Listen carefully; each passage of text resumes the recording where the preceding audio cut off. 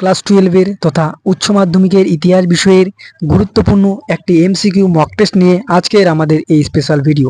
আজকের এই স্পেশাল ভিডিওটিতে ইতিহাস বিষয়ের চূড়ান্ত গুরুত্বপূর্ণ সম্ভাব্য প্রশ্নগুলি থাকছে, যেগুলি তোমাদের পরীক্ষার জন্য ভীষণ রকমভাবে গুরুত্বপূর্ণ। তাই তুমি অবশ্যই এই কোশ্চেনগুলি এখন থেকেই বাড়িতে প্র্যাকটিস করো এবং খাতার মধ্যে তুমি নোট ডাউন করে নিতে পারো। ওকে, আর অবশ্যই তুমি কমেন্ট বক্সে কমেন্ট করে জানাও যে তুমি এই প্রশ্নগুলির মধ্যে কয়টি প্রশ্নের সঠিক উত্তর করতে পারলে। ওকে, ভিডিওটি ভালো লাগলে অবশ্যই একটা লাইক করে দিও, চ্যানেলে নতুন হয়ে থাকলে সাবস্ক্রাইব করে দিও। আমাদের নিত্য নতুন এরকম নোটস, টিপস, ট্রিক, সাজেশন সবার আগে পাওয়ার জন্য পাশের দেওয়া বেল আইকনটি অবশ্যই প্রেস করো। তো প্রথমেই আমরা দেখে নিচ্ছি প্রথম প্রশ্ন, আধুনিক ইতিহাস চর্চার জনক হলেন কি? উত্তর কি? উত্তর ইবন খালদুন। ওকে, নেক্সট কোশ্চেন, ইতিহাসমালা রচনা করেন কে? উত্তর ক্যারি অর্থাৎ William carry. Next question, British museum প্রতিষ্ঠিত হয় কবে? উত্তর 1753 খ্রিস্টাব্দে। নেক্সট কোশ্চেন, হাজারদুয়ারি জাদুঘর একটি কি জাদুঘর? উত্তর ঐতিহাসিক জাদুঘর। কারণ কি? এটি ইতিহাসের সাথে সম্পর্কযুক্ত, তাই আমরা একে ঐতিহাসিক জাদুঘর বলি। নেক্সট, বিদ্রোহ চারিদিকে গানটি কে লেখেন? উত্তর হতে পারে, তোমরা ভাবতে পারো যেহেতু বিদ্রোহ দেওয়া রয়েছে মানে বিদ্রোহী কবি কাজী নজরুল ইসলাম, কিন্তু নয়, এটা সঠিক উত্তর সুকান্ত ভট্টাচার্য।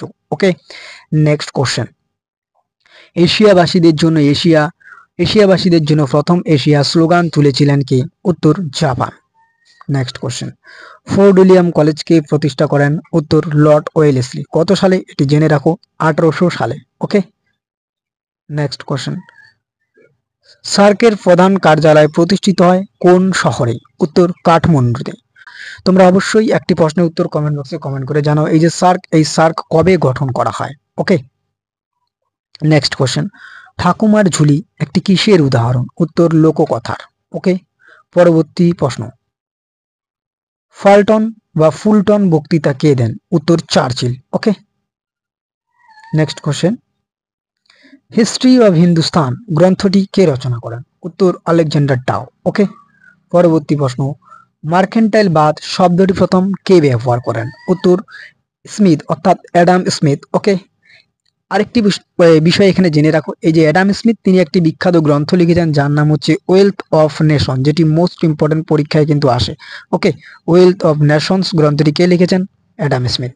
ওকে, পরবর্তী প্রশ্ন, সিভিল সার্ভিসের জনক কাকে বলা হয়? উত্তর লর্ড কর্নওয়ালিসকে। ওকে, পরবর্তী প্রশ্ন, বেলগ্রেড সম্মেলন কবে হয়? উত্তর 1961। ওকে, পরবর্তী প্রশ্ন, একটি স্তম্ভ রয়েছে, তোমরা নিশ্চয়ই জানো ক্লাস 12 কিন্তু স্তম্ভ মেলাও আসে, অর্থাৎ টেবিল এ ও টেবিল বি অর্থাৎ ম্যাচিং করা। যেমন কি কি রয়েছে দেখে নাও, বাংলাদেশের স্বাধীনতা লাভ, পাকিস্তানের স্বাধীনতা লাভ, নেক্সট কি রয়েছে আলজেরিয়ার স্বাধীনতা লাভ, নেক্সট রয়েছে ইন্দোনেশিয়ার স্বাধীনতা লাভ। ওকে, এই যদি আমরা স্তম্ভ মেলাওটি দেখি, এটা সঠিক উত্তর কি হবে? যেমন প্রথমে যদি আমরা ধরি বাংলাদেশ, এই বাংলাদেশ স্বাধীনতা লাভ হয় কবে? বাংলাদেশ স্বাধীনতা লাভ করে 1971 খ্রিস্টাব্দে। ওকে, তো আমরা একে হচ্ছে ডি নাম্বারটা আমরা অপশনের মধ্যে দেখি যে একের ডি কি রয়েছে, দেখো একের ডি রয়েছে একমাত্র একটা অপশনে এ নম্বরে, তো এর সঠিক উত্তর কি হবে? একের ডি অর্থাৎ 2 হবে বি নম্বরটা। দেখো 2 কি রয়েছে? পাকিস্তান স্বাধীনতা লাভ করে। দেখো পাকিস্তান কবে স্বাধীনতা লাভ করে? 2 বি অর্থাৎ 1947, আমরা এর উত্তর হয়ে গেল 1947। ওকে, নেক্সট দেখো কি রয়েছে? আলজেরিয়া স্বাধীনতা লাভ। দেখো এই যে তাহলে 3 হচ্ছে সি, 4 হচ্ছে ও। 3 তার মানে কি আলজেরিয়া স্বাধীনতা লাভ করে 1961, আর ইন্দোনেশিয়া স্বাধীনতা লাভ করে কত? ইন্দোনেশিয়া স্বাধীনতা লাভ করে দেখো 4 এ নম্বরটা অর্থাৎ 1949 খ্রিস্টাব্দে। তার মানে ইন্দোনেশিয়া স্বাধীনতা লাভ করে কবে? 1949 খ্রিস্টাব্দে। ওকে, নেক্সট কোশ্চেন, রেগুলেটিং আইন পাস হয় কবে? উত্তর 1773 খ্রিস্টাব্দে। ওকে, এই সম্পর্কে বা এই প্রসঙ্গে একটি গুরুত্বপূর্ণ ইনফরমেশন জেনে নাও, এই রেগুলেটিং আইন 1773 অনুসারে কিন্তু 1774 খ্রিস্টাব্দে সুপ্রিম কোর্ট প্রতিষ্ঠিত হয়। ওকে, 1774 খ্রিস্টাব্দে সুপ্রিম কোর্ট প্রতিষ্ঠিত হয় 1773 সালে রেগুলেটিং আইন অনুযায়ী। আরেকটি ইনফরমেশন, সুপ্রিম কোর্টের প্রধান বিচারপতি কে ছিলেন? মনে রাখবে স্যার এলিজা ইমফ্রি। ওকে, নেক্সট কোশ্চেন, কোন প্রেসিডেন্সিতে রায়তওয়ারি ব্যবস্থা চালু হয়? উত্তর মাদ্রাস। পরবর্তী আরেকটি স্তম্ভ মেলাও রয়েছে, দেখো একটি স্তম্ভ মেলাও কি রয়েছে, প্রথমে রয়েছে 1962 বেনবেল্লা, তারপরে আলজেরিয়া স্বাধীনতা সংগ্রামী, দক্ষিণ পূর্ব এশিয়া, তবে ইন্দোনেশিয়া আর তারপর হচ্ছে আমেরিকার রাষ্ট্রপতি, তারপর রুজভেল্ট। ওকে, তো এখানে আমরা দেখে নিচ্ছি। তারপর নেক্সট হচ্ছে আলজেরিয়া স্বাধীনতা লাভ। তো এখানকার মধ্যে কোন অপশনটি হবে? সর্বপ্রথম আমরা দেখে নিচ্ছি যে প্রথমে কি রয়েছে, দেখো 1962। এই 1962 এ কি হয়, দেখো 1962 এ যদি আমরা ধরি আলজেরিয়া স্বাধীনতা লাভ করে, তার মানে একের হচ্ছে ডি নম্বরটা। এই ডি নম্বর কোন অপশনের মধ্যে রয়েছে? একমাত্র এই এ নম্বর অপশনটিতে রয়েছে।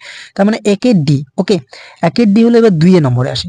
2 নম্বর হচ্ছে আলজেরিয়ার স্বাধীনতার সংগ্রামী। 2 এর কি হবে? 2 এর হচ্ছে এ নম্বরটা। অর্থাৎ দেখো 2 এর এ কোথায় রয়েছে? 2 এর এ রয়েছে বেন বেল্লা। তার মানে আলজেরিয়া স্বাধীনতা সংগ্রামী হলো বেন বেল্লা। ওকে, নেক্সট কি রয়েছে দেখো ইন্দোনেশিয়া।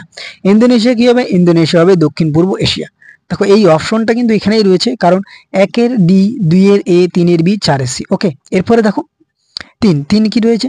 3 এ রয়েছে ইন্দোনেশিয়া। তাহলে ইন্দোনেশিয়া হলো দক্ষিণ পূর্ব এশিয়া। আমরা আসি নেক্সট হচ্ছে আমেরিকার রাষ্ট্রপতি। দেখো আমেরিকার রাষ্ট্রপতি কি? আমেরিকার রাষ্ট্রপতি রুজভেল্ট। তার মানে 3 এর হচ্ছে 4 নম্বরটা। ওকে, কমপ্লিট।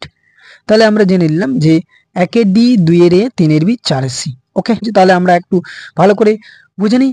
1962 হচ্ছে ইন্দোনেশিয়া স্বাধীনতা লাভ, বেন বেল্লা হচ্ছে আলজেরিয়া স্বাধীনতা সংগ্রামী, দক্ষিণ পূর্ব এশিয়া হলো ইন্দোনেশিয়া, আমেরিকার রাষ্ট্রপতি হলো রুজভেল্ট। ওকে, কমপ্লিট এই ম্যাচিংটি। এরপরে আমরা নেক্সট চলে আসি।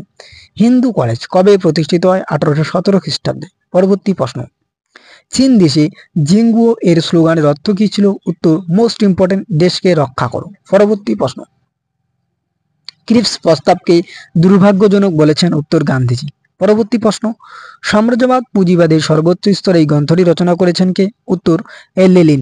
আরেকটি বিষয় এখানে জেনে রাখো, এই সাম্রাজ্যবাদ পুঁজিবাদের স্তরকে ইংলিশে বলা হয় the highest stage of capitalism. Okay, the highest stage of capitalism, যার লেখক হচ্ছে VI Lenin. Next question, Suez খাল জাতীয়করণ করা হয়? উত্তর, 1956 হবে। ওকে, কে জাতীয়তা করেন? একটি গুরুত্বপূর্ণ ইনফরমেশন জেনে রাখো, নাসির। ওকে, পরবর্তী প্রশ্ন, সর্বশেষ প্রশ্ন, সিমলা চুক্তির সময় ভারতের প্রধানমন্ত্রী কে ছিলেন? উত্তর, ইন্দিরা গান্ধী। ওকে, কমপ্লিট।